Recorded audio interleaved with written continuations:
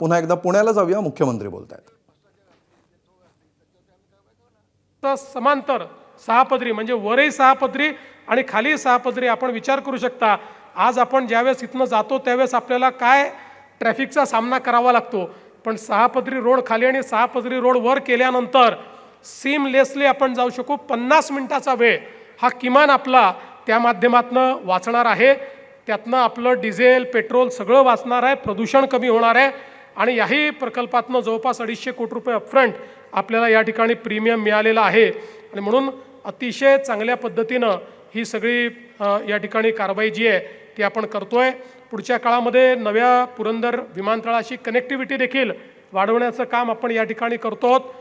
मी आत्ताच श्रावण हर्डीकरशी चर्चा केली आणि आपला जो दिवे घाट आहे या दिवे घाटामध्ये जर आपण एक ट्विन टनेल तयार केला आणि त्या ठिकाणी ट्विन टनेलच्या माध्यमातून जर आपण मेट्रो आणि रस्ता हा त्या टनेलमधनं नेला तर पुरंदर एअरपोर्टला जाण्याकरता आपला जो वेळ आहे हा अतिशय कमी होईल आणि सिग्नल फ्री पद्धतीनं आपल्याला मोठ्या एका स्ट्रेचमध्ये पुरंदर एअरपोर्टला पोचता येईल.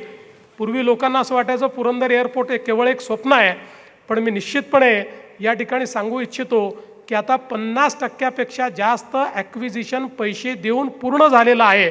त्यामुळे आता आम्हाला त्याचं टेंडर काढता येईल आणि 91% लोकांनी स्वतः त्याच्याबद्दल आपली संमती दिलेली आहे. आता केवळ त्यांच्या खात्यामध्ये पैसे जाणं बाकी आहे. पैसे डुडी सगळे आपल्याला मिळालेलेच आहेत, त्यामुळे पैशाची कुठलीही कमतरता नाही.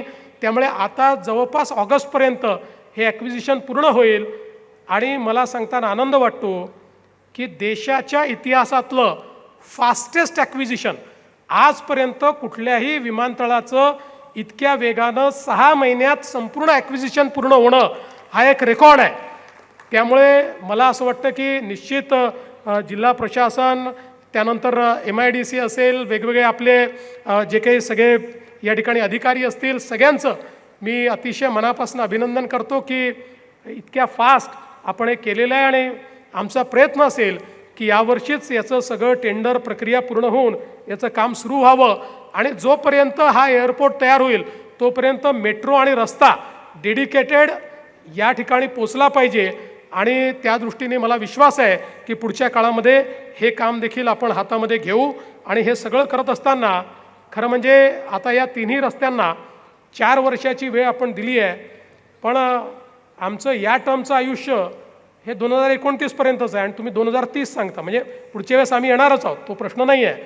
पण शेवटी आमचं जे काही राजकीय आयुष्य असतं ते एकेका टर्मचं असतं. त्यामुळे हे जे 4 वर्ष तुम्ही म्हटलेले आहेत, आम्ही सगळ्या अडचणी तुमच्या दूर करतो आहोत आणि